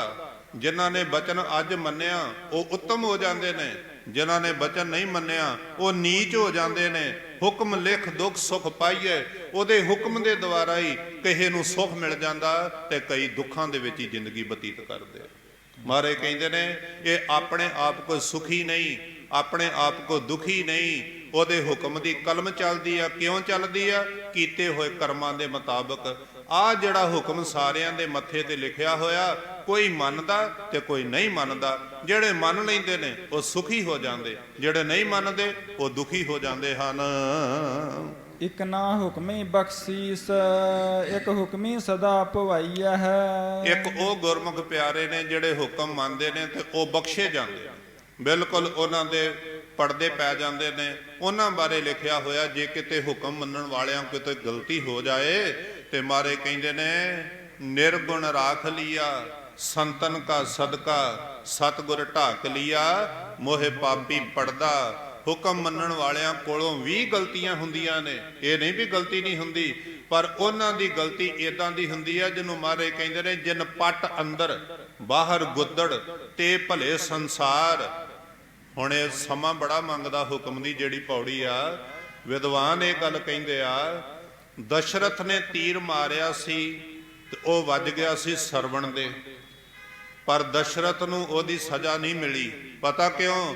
ਉਹਦੀ ਨੀਤ ਮਾੜੀ ਨਹੀਂ ਸੀ। ਉਹਨੇ ਬੱਚੇ ਨੂੰ ਮਾਰਨ ਵਾਸਤੇ ਤੀਰ ਨਹੀਂ ਸੀ ਮਾਰਿਆ, ਉਹਨੇ ਤੇ ਆਪਣੀ ਪ੍ਰਜਾ ਦੀ ਰਾਖੀ ਕਰਨ ਵਾਸਤੇ ਤੀਰ ਚਲਾਇਆ ਸੀ। ਦਸ਼ਰਥ ਨੂੰ ਉਹਦੀ ਸਜ਼ਾ ਨਹੀਂ ਮਿਲੀ। ਤੇ ਗੰਗੂ ਵਰਗਿਆਂ ਨੂੰ ਸਜ਼ਾ ਜ਼ਰੂਰ ਮਿਲੀ, ਉਹਨਾਂ ਨੇ ਸੱਚ ਬੋਲਿਆ ਸੀ, ਪਰ ਉਹਦੀ ਸੱਚ ਬੋਲਣ ਦੇ ਵਿੱਚ ਵੀ ਖੋਟ ਸੀ। ਇਸ ਢੰਗ ਦੇ ਨਾਲ ਪਰਮਾਤਮਾ ਚੱਲਦਾ। ਹੁਕਮ ਮੰਨਣ ਵਾਲਿਆਂ ਕੋਲੋਂ ਵੀ ਗਲਤੀਆਂ ਹੋ ਜਾਂਦੀਆਂ ਨੇ। ਇੱਕ ਵਿਦਵਾਨ ਲਿਖ ਰਹੇ ਨੇ ਕਿ ਜਿਹੜੇ ਵੱਡੇ ਵੱਡੇ ਜਪਣ ਵਾਲੇ ਆ ਨਾ, ਜਦੋਂ ਅੱਖਾਂ ਖੋਲ ਕੇ ਸੰਸਾਰ ਨੂੰ ਵੇਂਦੇ ਆ, ਭਾਵੇਂ ਹੋਵੇ ਇਸਤਰੀ ਸਰੀਰ ਭਾਵੇਂ ਹੋਵੇ ਮਰਦ ਸਰੀਰ, ਸਾਰਿਆਂ ਦੇ ਵਿੱਚ ਬੜੀ ਬੰਦਗੀ ਵਾਲੇ ਬੈਠੇ ਹੋਏ ਆ। ਸੰਸਾਰ ਤੇ ਬਹੁਤ ਕੁਝ ਆ। ਉਹ ਜਦੋਂ ਅੱਖਾਂ ਖੋਲ ਕੇ ਵੇਂਦੇ ਆ ਤੇ ਕਦੀ ਕਦੀ ਅੱਖਾਂ ਵਿੱਚ ਉਹਨਾਂ ਦੇ ਵੀ ਮੈਲ ਆ ਜਾਂਦੀ ਹੈ। ਪਰਾਇਆ ਸਰੀਰ, ਪਰਾਈ ਮਾਇਆ ਜਾਂ ਕੁਛ ਵੀ ਵੇਖ ਕੇ ਮੈਲ ਆ ਜਾਂਦੀ ਹੈ। ਪਰ ਉਹ ਪਤਾ ਵੇਖਣਾ ਦੋ ਤਰ੍ਹਾਂ ਦਾ। ਉਹ ਕਹਿੰਦੇ ਨੇ ਇੱਕ ਹੈ ਪਾਣੀ ਤੇ ਲਕੀਰ, ਇੱਕ ਆ ਪੱਥਰ ਤੇ ਲਕੀਰ। ਪਾਣੀ ਦੀ ਲਕੀਰ ਪੈਂਦੀ ਅੱਗੇ ਅੱਗੇ ਤੇ ਮਗਰ ਮਗਰ ਮਿਟਦੀ ਜਾਂਦੀ ਆ। ਪੱਥਰ ਤੇ ਲਕੀਰ ਪੈ ਜਾਵੇ ਤੇ ਉਹ ਕਦੀ ਨਹੀਂ ਮਿਟਦੀ। ਦੁਨੀਆਦਾਰਾਂ ਦੀ ਵੇਖਣੀ ਆ ਪੱਥਰ ਤੇ ਲਕੀਰ। ਗੁਰਮੁਖਾਂ ਕੋਲੋਂ ਵੀ ਗਲਤੀ ਹੋ ਜਾਂਦੀ ਆ ਕਿਸੇ ਵੇਲੇ, ਪਰ ਉਹਨਾਂ ਦੀ ਵੇਖਣੀ ਆ ਪਾਣੀ ਤੇ ਲਕੀਰ। ਜਦੋਂ ਇਦਾਂ ਕਿਤੇ ਗਲਤੀ ਹੋ ਜਾਏ, ਉਹਨਾਂ ਦੀਆਂ ਗਲਤੀਆਂ ਨੂੰ ਮਹਾਰਾਜ ਨਹੀਂ ਵੇਂਦੇ। ਉਹ ਫਿਰ ਲਿਖਿਆ ਤਾਂ ਉਹਨਾਂ ਕਰਕੇ ਲਿਖਿਆ ਹੋਇਆ ਵੀ ਨਿਰਗੁਣ ਰਾਖ ਲਿਆ, ਸੰਤਨ ਕਾ ਸਦਕਾ ਸਤਿਗੁਰ ਢਾਕ ਲਿਆ, ਮੋਹਿ ਪਾਪੀ ਪੜਦਾ। ਤੇ ਦੂਜਿਆਂ ਨੂੰ ਫਿਰ ਮਾਰੇ ਕਹਿੰਦੇ ਨੇ ਉਹ ਜਿੱਡੇ ਮਰਜ਼ੀ ਵੱਡੇ ਹੋਣ, ਉਹਨਾਂ ਬਾਰੇ ਲਿਖਿਆ ਹੋਇਆ ਵੱਡਾ ਹੋਵਾ ਦੁਨੀਦਾਰ, ਗਲ ਸੰਗਲ ਘੱਤ ਚਲਾਇਆ, ਅੱਗੇ ਕਰਨੀ ਕੀਰਤ ਵਾਚੀਐ, ਬਹਿ ਲੇਖਾ ਕਰ ਸਮਝਾਇਆ। ਹੁਣ ਤੂੰ ਬਖਸ਼ ਨਹੀਂ ਸਕਦਾ, ਤੈਨੂੰ ਲੇਖਾ ਜ਼ਰੂਰ ਦੇਣਾ ਪਵੇਗਾ। ਇੱਕ ਨਾ ਹੁਕਮੀ ਬਖਸ਼ੀਸ਼ ਕੋ ਹੁਕਮੀ ਸਦਾ ਭਵਾਈਐ। ਹੁਕਮ ਲੋਕੀ ਮੰਨਦੇ ਨਹੀਂ, ਪਰ ਉਹਦੇ ਹੁਕਮ ਦੇ ਵਿੱਚ ਹੀ ਗੁਰਮੁਖ ਬਖਸ਼ੇ ਜਾਂਦੇ ਨੇ। ਉਹਦੇ ਹੁਕਮ ਦੁਆਰਾ ਮਨਮੁਖਾਂ ਨੂੰ ਬਾਰ-ਬਾਰ ਜੂਨਾਂ ਦੇ ਵਿੱਚ ਘੁਮਾਇਆ ਜਾਂਦਾ ਹੈ ਜੀ। ਹੁਕਮੈ ਅੰਦਰ ਸਭ ਕੋ, ਬਾਹਰ ਹੁਕਮ ਨਾ ਕੋਏ। ਕਰਤੇ ਪੁਰਖ ਨੇ ਹੁਕਮ ਤੋਂ ਬਾਹਰ ਕਿਸੇ ਨੂੰ ਨਹੀਂ ਰੱਖਿਆ, ਕੋਈ ਮੰਨੇ ਤੇ ਭਾਵੇਂ ਨਾ ਮੰਨੇ। ਉਹਨੇ ਸਾਰਿਆਂ ਨੂੰ ਕਿਹਾ ਹੁਕਮ ਮੰਨਣਾ ਪਵੇਗਾ। ਜਿਹੜਾ ਹੁਕਮ ਨਹੀਂ ਮੰਨੇਗਾ, ਆ ਬਾਹਰ ਵੇਖ ਲਓ, ਜਿਹੜਾ ਡਿਸਪਲਿਨ ਤੋੜਦਾ ਉਹਨੂੰ ਕਾਨੂੰਨ ਸਜ਼ਾ ਦਿੰਦਾ। ਜਿਹੜਾ ਡਿਸਪਲਿਨ ਵਿੱਚ ਰਹਿੰਦਾ, ਜਿਹੜਾ ਨਹੀਂ ਕਾਨੂੰਨ ਤੋੜਦਾ, ਉਹ ਠੀਕ ਰਹਿੰਦਾ। ਮਾਰੇ ਕਹਿੰਦੇ ਨੇ ਹੁਕਮ ਸਾਰਿਆਂ ਤੇ ਆ, ਕੋਈ ਵੀ ਉਹਦੇ ਹੁਕਮ ਤੋਂ ਬਾਹਰ ਨਹੀਂ ਹੈ ਜੀ। ਨਾਨਕ ਹੁਕਮੈ ਜੇ ਬੁਝੈ, ਤਾਂ ਹਉਮੈ ਕਹੇ ਨਾ ਕੋਏ। ਜਿਹੜੇ ਗੁਰਮੁਖ ਲੋਕ ਉਹਦੇ ਹੁਕਮ ਨੂੰ ਮੰਨਣ ਵਾਲੇ ਨੇ, ਉਹ ਹਉਮੈ ਵਿੱਚ ਆਣ ਕੇ ਬੋਲ ਨਹੀਂ ਬੋਲਦੇ, ਬਿਲਕੁਲ ਨਹੀਂ। ਉਹ ਹੰਕਾਰ ਭਰੀਆਂ ਗੱਲਾਂ ਨਹੀਂ ਕਰਦੇ ਕਦੀ ਵੀ। ਮਸਕੀਨ ਉਹਨਾਂ ਕਬੀਰ ਸਾਹਿਬ ਜੀ ਮਹਾਰਾਜ ਨੇ ਤਾਂ ਹੀ ਆਖਿਆ ਹੈ, ਜੇ ਤੇਰੀ ਬੇੜੀ ਸੰਸਾਰ ਸਮੁੰਦਰ ਵਿੱਚ ਅਜੇ ਨਹੀਂ ਡੁੱਬੀ, ਭਾਵ ਕਿ ਤੇਰੇ ਕੋਲੋਂ ਕਦੀ ਗਲਤੀ ਨਹੀਂ ਹੋਈ, ਬੜਾ ਸੁਚੇਤ ਹੋ ਕੇ ਜੀਵਨ ਬਤੀਤ ਕਰ ਰਿਹਾ, ਪਰ ਵੇਖੀ ਆਪਣੀ ਸੁਚਤਾ ਨੂੰ ਲੈ ਕੇ, ਆਪਣੀ ਪਵਿੱਤਰਤਾ ਨੂੰ ਲੈ ਕੇ ਕਿਤੇ ਹਉ ਨਾ ਕਰ ਬਵੀਂ ਵੀ ਮੈਂ ਬੜਾ ਸਾਫ ਸੁਥਰਾ, ਅਜੇ ਸੋ ਨਾਮ ਸਮੁੰਦਰ ਮੈਂ ਕਿਆ ਜਾਣਾ ਕਿਆ ਹੋਏ। ਜੇ ਬੇੜੀ ਡੁੱਬੀ ਨਹੀਂ ਤੇ ਪਾਣੀ ਵਿੱਚ ਤਰ ਰਹੀ ਹੈ, ਅਜੇ ਪਰਲੇ ਕਿਨਾਰੇ ਵੀ ਨਹੀਂ ਲੱਗੀ, ਪਤਾ ਕੋਈ ਨਹੀਂ ਅਜੇ ਹੁਣੇ ਇੱਕ ਪਲ ਦੇ ਵਿੱਚ ਤੇਰੇ ਨਾਲ ਕੀ ਹੋ ਜਾਵੇ। ਮਾਰੇ ਕਹਿੰਦੇ ਨੇ ਇਸੇ ਢੰਗ ਦੇ ਨਾਲ ਨਾਨਕ ਹੁਕਮੈ ਜੇ ਬੁੱਝੈ, ਤਾਂ ਹਉਮੈ ਕਹੈ ਨਾ ਕੋਈ। ਜਿਹੜੇ ਸਮਝ ਲੈਂਦੇ ਨੇ ਉਹ ਕਦੀ ਹਉਮੈ ਵਾਲੇ ਬੋਲ ਨਹੀਂ ਬੋਲਦੇ। ਗਾਵੇ ਕੋ ਤਾਣ, ਹੋਵੇ ਕਿਸੇ ਤਾਣ। ਹੁਣ ਜਿਨ੍ਹਾਂ ਨੂੰ ਹੁਕਮ ਦੀ ਸਮਝ ਲੱਗੀ, ਸਮਾਜ ਦੁਨੀਆ ਦੇ ਵਿੱਚ ਵਾਹਿਗੁਰੂ ਕਰਤੇ ਪੁਰਖ ਦਾ ਸਿਮਰਨ ਕਰਨ ਵਾਲੇ ਬਹੁਤ ਬੈਠੇ ਹੋਏ ਨੇ, ਪਰ ਉਹਨਾਂ ਨਾਮ ਜਪਣ ਵਾਲਿਆਂ ਦੇ ਤਰੀਕੇ ਵੱਖਰੇ ਵੱਖਰੇ ਨੇ। ਕਥਾ ਕਰਨ ਵਾਲੇ ਵੀ ਆਉਂਦੇ ਨੇ ਤੇ ਕਥਾ ਸੁਣਨ ਵਾਲੇ ਵੀ ਸੰਗਤ ਵਿੱਚ ਆਉਂਦੇ ਆ, ਸਾਰੇ ਬੈਠੇ ਹੁੰਦੇ ਨੇ। ਕਥਾ ਕਰਨ ਵਾਲੇ ਦੀ ਭਾਵਨਾ ਕੁਝ ਹੋਰ ਤੇ ਸੁਣਨ ਵਾਲਿਆਂ ਦੀ ਭਾਵਨਾ ਕੁਝ ਹੋਰ। ਕੱਲੇ ਕੱਲੇ ਬੰਦੇ ਦੀ ਵਿਚਾਰ ਵੱਖਰੀ ਵੱਖਰੀ ਆ। ਸਾਰੀਆਂ ਵਿਚਾਰਾਂ ਵਰਗੇ ਰੱਬ ਨੇ ਇੱਕੋ ਜਿਹੇ ਬਣਾਏ ਨਹੀਂ, ਤੇ ਸਾਰੇ ਇੱਕੋ ਜਿਹੇ ਵਿਚਾਰਾਂ ਲੈ ਕੇ ਸੰਗਤ ਵਿੱਚ ਆਉਂਦੇ ਵੀ ਨਹੀਂ। ਵੱਖਰੇ ਜੋ ਜਪਜੀ ਸਾਹਿਬ ਵਿੱਚ ਲਿਖਿਆ ਹੋਇਆ, ਗਾਵੇ ਕੋ ਤਾਣ, ਹੋਵੇ ਕਿਸੈ ਤਾਣ। ਕੁਝ ਲੋਕ ਇਸ ਕਰਕੇ ਸੰਗਤ ਵਿੱਚ ਬੈਠੇ ਹੋਏ ਨੇ, ਜੇ ਨਾ ਨਾਮ ਜਪਿਆ ਤੇ ਉਹ ਬੜੇ ਬਲ ਵਾਲਾ ਵਾ, ਕਿਤੇ ਦੁੱਖ ਹੀ ਨਾ ਦੇ ਦਵੇ। ਕੁਝ ਤੇ ਡਰਦੇ ਜਪ ਰਹੇ ਆ। ਗਾਵੇ ਕੋ ਤਾਣ, ਹੋਵੇ ਕਿਸੈ ਤਾਣ। ਉਹ ਉਹਦੇ ਬਲ ਨੂੰ ਵੇਖ ਕੇ ਤੇ ਨਾਮ ਜਪ ਰਹੇ ਆ, ਵੀ ਨਾ ਡਰਦੇ ਜਪ ਰਹੇ ਆ ਵੀ ਨਾਮ ਜਪੋ, ਅੰਦਰ ਆਤਮਕ ਬਲ ਆਵੇਗਾ, ਕੋਈ ਦੁੱਖ ਨਹੀਂ ਲੱਗੇਗਾ ਬੰਦੇ। ਉਹ ਤਾਣ ਤੋਂ ਡਰਦੇ, ਉਹਦੇ ਡਰ ਬਲ ਤੋਂ ਡਰਦੇ ਹੋਏ ਬਲ ਮੰਗ ਰਹੇ ਆ, ਨਾਮ ਜਪ ਜਪ ਕੇ ਸੰਗਤ ਕਰ ਕਰਕੇ। ਗਾਵੇ ਕੋ ਦਾਤ ਜਾਣੈ ਨੀਸਾਨ। ਕੁਝ ਗੁਰਮੁਖ ਇਦਾਂ ਦੇ ਕੁਝ ਲੋਕ ਨੇ ਵੀ ਆਪਣੇ ਘਰਾਂ ਵਿੱਚ ਜੋ ਕੁਝ ਮਿਲਿਆ ਉਹ ਕੱਲੀ ਕੱਲੀ ਚੀਜ਼ ਵੱਲ ਵੇਖ ਕੇ ਤੇ ਸ਼ੁਕਰ ਕਰ ਰਹੇ, ਸ਼ੁਕਰ ਕਰ ਰਹੇ। ਵਾਹ ਇੰਨਾ ਕੁਝ ਬਖਸ਼ ਦਿੱਤਾ, ਵਾਹ ਤੂੰ ਆ ਵੀ ਦੇ ਦਿੱਤਾ, ਤੂੰ ਆ ਵੀ ਦੇ ਦਿੱਤਾ ਹੈ। ਤੇ ਗਾਵੇ ਕੋ ਦਾਤ ਜਾਣੈ ਨਿਸ਼ਾਨ। ਉਹ ਫਿਰ ਇਹ ਉਹਨਾਂ ਨੂੰ ਪਤਾ ਹੈ, ਜਿੰਨਾ ਸ਼ੁਕਰ ਕਰੇਗਾ ਉਹਦੀਆਂ ਦਿੱਤੀਆਂ ਹੋਈਆਂ ਦਾਤਾਂ ਦਾ ਸ਼ੁਕਰਾਨਾ ਕਰਾਂਗੇ, ਮੱਥੇ ਦੇ ਉੱਤੇ ਮਿਹਰ ਦਾ ਨਿਸ਼ਾਨ ਪੈ ਜਾਏਗਾ ਵੀ ਇਹ ਸ਼ੁਕਰ ਕਰਨ ਵਾਲੇ ਲੋਕ ਨੇ, ਇਹ ਉਲਾਮੇ ਮਾਰਨ ਵਾਲੇ ਨਹੀਂ। ਕੁਝ ਲੋਕ ਇਸ ਢੰਗ ਨਾਲ ਉਹਨੂੰ ਜਪ ਰਹੇ ਹਨ। ਗਾਵੇ ਕੋ ਗੁਣ ਵਡਿਆਈਆਂ ਚਾਰ। ਕੁਝ ਲੋਕ ਉਹਦੇ ਗੁਣਾਂ ਦੀ ਵਿਚਾਰ ਕਰਦੇ ਆ ਵੀ ਵਾਹ ਮੇਰੇ ਮਾਲਕਾ, ਚੀਟੀ ਤੇ ਕੁੰਚਰ ਅਸਥੂਲਾ, ਸਭ ਪਰ ਕਿਰਪਾ ਦ੍ਰਿਸ਼ਟ ਕਲ ਫੂਲਾ। ਅਸੀਂ ਤੇ ਆਪਣੇ ਆਪਣੇ ਟੱਬਰ ਨਹੀਂ ਸਾਡੇ ਕੋ ਪਲਦੇ, ਸਾਡਾ ਤੇ ਆਪਣਾ ਹੀ ਦੁੱਖ ਨਹੀਂ ਮੁੱਕਦਾ, ਹਰ ਵੇਲੇ ਚਿੰਤਾ ਵਿੱਚ ਘਿਰੇ ਰਹਿੰਦੇ ਆ। ਤੂੰ ਧੰਨਵਾ, ਤੂੰ ਕੀੜੀ ਤੋਂ ਲੈ ਕੇ ਹਾਥੀ ਤੱਕ, ਤੂੰ ਘਾਹ ਦੀ ਤਿੜ ਤੋਂ ਲੈ ਕੇ ਵੱਡੇ ਵੱਡੇ ਬੋੜ ਦੇ ਰੁੱਖਾਂ ਤੱਕ, ਤੂੰ ਛੋਟੇ ਜਿਹੇ ਬੱਚੇ ਤੋਂ ਲੈ ਕੇ ਬਜ਼ੁਰਗਾਂ ਤੱਕ ਸਾਰਿਆਂ ਦੀਆਂ ਪਾਲਣਾ ਕਰ ਰਿਹਾ। ਜਦੋਂ ਰੱਬ ਦੇ ਗੁਣ ਵੇਖਦੇ ਆ ਤੇ ਉਹ ਗੁਣਾਂ ਵੱਲ ਵੇਖ ਵੇਖ ਕੇ ਉਹਦੀਆਂ ਸੋਹਣੀਆਂ ਵਡਿਆਈਆਂ ਕਰ ਕਰਕੇ ਲੋਕਾਂ ਨੂੰ ਸੁਣਾਉਂਦੇ ਆ। ਕੁਝ ਲੋਕ ਏਦਾਂ ਵੀ ਉਹਦਾ ਨਾਮ ਜਪ ਰਹੇ ਹਨ। ਗਾਵੇ ਕੋ ਵਿਦਿਆ ਵਿਖਮ ਵਿਚਾਰ। ਕੁਝ ਲੋਕ ਏਦਾਂ ਦੇ ਗਿਆਨਵਾਨ ਬੈਠੇ ਹੋਏ ਆ ਵੀ ਬੜੀ ਵਿਦਿਆ ਲੈ ਕੇ ਡੁੰਘਿਆਈ ਵਿੱਚ ਜਾ ਜਾ ਕੇ ਉਹਦੇ ਗੁਣ ਫੋਲ ਫੋਲ ਕੇ ਲੋਕਾਂ ਨੂੰ ਦੱਸ ਰਹੇ ਆ। ਵੇਦਾਂ ਸ਼ਾਸਤਰਾਂ ਦੀ ਕਥਾ, ਗੁਰੂ ਗ੍ਰੰਥ ਸਾਹਿਬ ਜੀ ਮਹਾਰਾਜ ਦੀ ਵਿਦਾਂਤਕ ਢੰਗ ਦੇ ਨਾਲ ਕਥਾ ਕਰਨੀ। ਦੋ ਤਰ੍ਹਾਂ ਦੀ ਤੇ ਕਥਾ ਆ, ਇੱਕ ਸਾਖੀਆਂ ਪ੍ਰਮਾਣ ਲਾ ਲਾ ਕੇ ਸਮਝਾਉਣਾ, ਇੱਕ ਉਹ ਕਥਾ ਵਾ ਕਿ ਜਿੱਥੇ ਸਾਖੀਆਂ ਦੀ ਲੋੜ ਨਹੀਂ, ਇਤਿਹਾਸ ਤੋਂ ਜਾਣੂ ਬਚਨਾਂ ਤੋਂ ਜਾਣੂ ਲੋਕ ਬੈਠੇ ਆ ਤੇ ਉਹ ਕਹਿੰਦੇ ਆ ਡੁੰਘਿਆਈ ਵਿੱਚ ਜਾ ਜਾ ਕੇ ਤੇ ਇਹ ਸਮੁੰਦਰ ਆ, ਇਹਦਾ ਅੰਤ ਨਹੀਂ ਕਦੀ ਵੀ ਲੱਭੇਗਾ। ਗੁਰੂ ਨਾਨਕ ਸਾਹਿਬ ਕਹਿੰਦੇ ਨੇ ਵਿਦਾਂਤਕ ਢੰਗ ਦੇ ਨਾਲ ਕਥਾ ਕਰਨ ਵਾਲੇ ਲੋਕ ਵੀ ਬੈਠੇ ਆ, ਜਿਹੜੇ ਮਨ ਦੀਆਂ ਪ੍ਰਕਿਰਤੀਆਂ ਦੱਸ ਰਹੇ ਆ।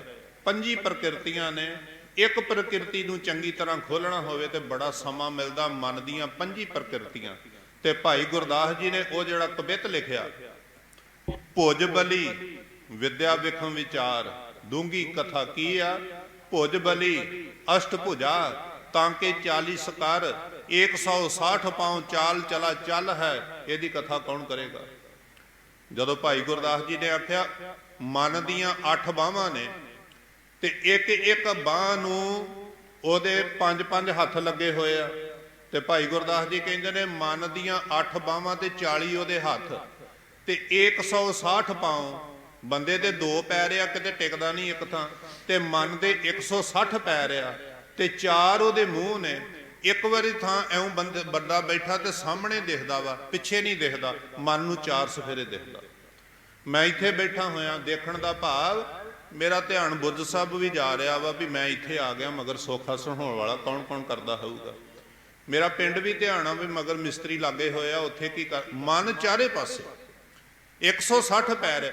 ਇਹਦੀ ਹੁਣ ਜਿਹੜਾ ਕਥਾ ਕਰੇਗਾ ਨਾ ਕਿ ਉਹਦੀਆਂ 8 ਬਾਹਾਂ ਕਿਹੜੀਆਂ ਨੇ, ਉਹਦੇ 40 ਹੱਥ ਕਿਹੜੇ ਨੇ, ਉਹਦੇ 160 ਪੈਰ ਕਿਹੜੇ ਨੇ, ਉਹ ਬਹੁਤ ਵੱਡਾ ਕੋਈ ਵਿਦਵਾਨ ਹੋਊਗਾ ਤੇ ਉਹ ਦੱਸੂਗਾ।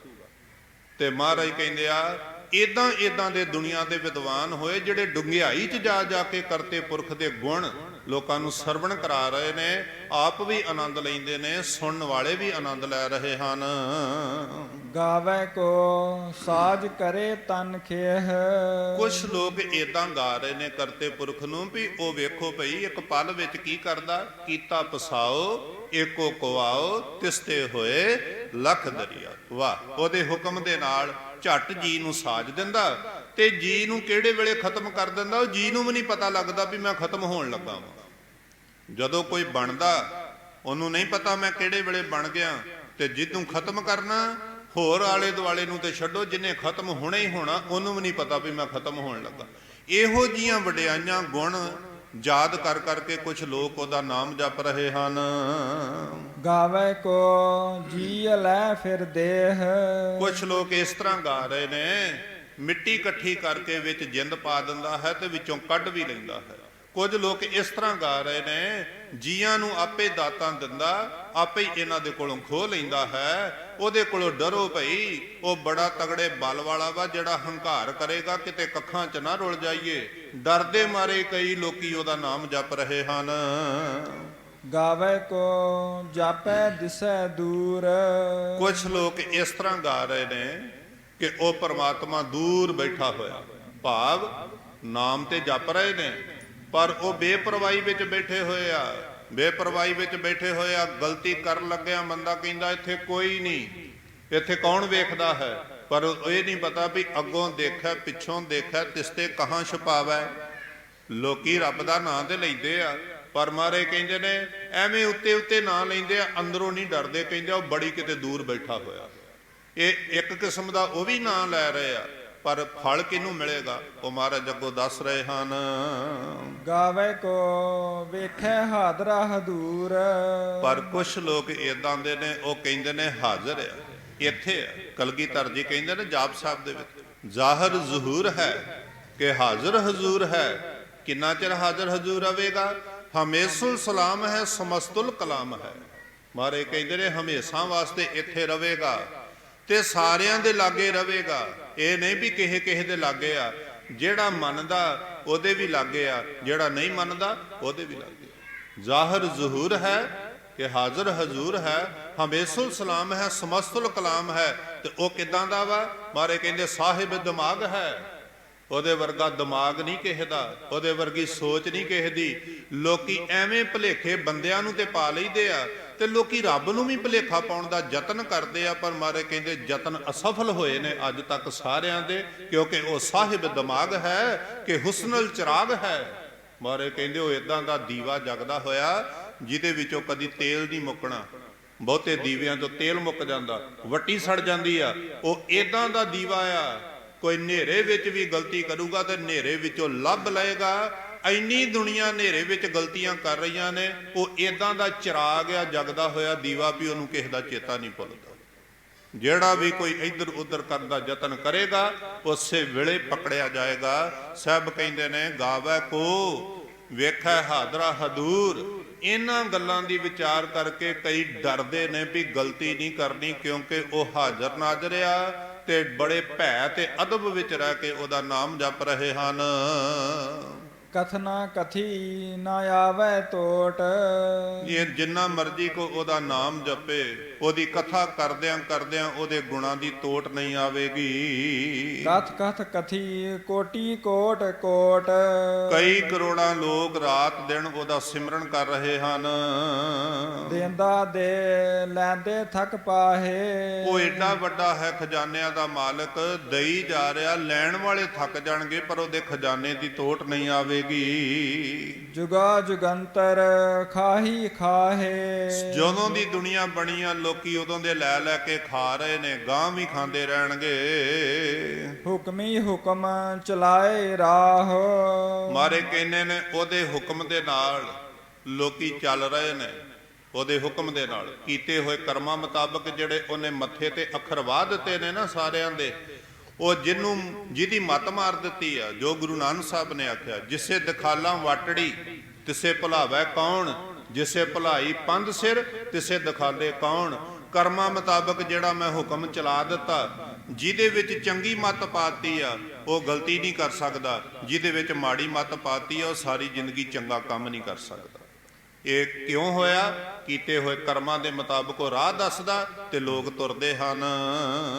ਨਾਨਕ ਵਿਗਸੈ ਵੇ ਪਰਵਾਹ। ਕੀਤੇ ਕਰਮਾਂ ਦੇ ਮੁਤਾਬਕ ਲੋਕੀ ਦੁੱਖ ਸੁੱਖ ਭੋਗਦੇ ਆ, ਪਰ ਉਹ ਬੇਪਰਵਾਹ। ਮਹਾਰਾਜ ਕਹਿੰਦੇ ਨੇ ਉਹ ਇੱਕ ਥਾਂ ਬੈਠਾ ਹੋਇਆ, ਆਪੀ ਨੇ ਆਪ ਸਾਜੀਐ। ਮਹਾਰਾਜ ਕਹਿੰਦੇ ਨੇ ਆਪ ਸਭ ਕੁਝ ਸਾਜ ਕੇ ਤੇ ਇੱਕ ਥਾਂ ਪ੍ਰਸੰਨ ਆਸਣ ਤੇ ਹੋ ਕੇ ਬਹਿ ਕੇ ਲੋਕਾਂ ਦਾ ਤਮਾਸ਼ਾ ਵੇਖ ਰਿਹਾ, ਜਿਹਨੂੰ ਗੁਰੂ ਗੋਬਿੰਦ ਸਿੰਘ ਜੀ ਕਹਿੰਦੇ ਆ, ਮੈਂ ਹੂੰ ਪਰਮ ਪੁਰਖ ਕੋ ਦਾਸਾ ਦੇਖਣ ਆਇਓ ਜਗਤ ਤਮਾਸ਼ਾ। ਜਗਤ ਤਮਾਸ਼ੇ ਦੇ ਵਿੱਚ ਕੀ ਆ, ਕੱਲ ਨੂੰ ਇੱਥੋਂ ਵਿਚਾਰ ਆਰੰਭ ਕਰ ਲਾਂਗੇ। 5 ਮਿੰਟ ਪਹਿਲਾਂ ਫਤਿਹ ਬੁਲਾਉਣੀ ਸੀ, ਪਰ ਕੋਈ ਨਹੀਂ, ਜੋ ਗੁਰੂ ਸਾਹਿਬ ਕਰਨ। ਕੰਗੀ ਸਮਾਗਮ ਆ, ਮੈਂ ਉੱਥੇ ਪਹੁੰਚਣਾ। ਸਾਧ ਸੰਗਤ ਜੀ ਅੱਜ ਇੰਨੀ ਕੁ ਸੇਵਾ ਪ੍ਰਵਾਨ ਕਰਿਓ। ਕੱਲ੍ਹ ਤੋਂ ਹੁਕਮ ਹੋਇਆ 7:15 ਤੋਂ 8:15 ਵਜੇ ਤੱਕ। 5 ਮਿੰਟ ਪਹਿਲਾਂ ਪਹੁੰਚ ਜਾ ਕਰਾਂਗੇ ਤੇ ਜਿਹੜੇ ਸਮੇਂ ਨਾਲ ਵਿਚਾਰ ਹੋਵੇ। ਭੁੱਲਾਂ ਦੀ ਖਿਮਾ। ਫਤਿਹ ਬੁਲਾਓ ਜੀ। ਵਾਹਿਗੁਰੂ ਜੀ ਕਾ ਖਾਲਸਾ, ਵਾਹਿਗੁਰੂ ਜੀ।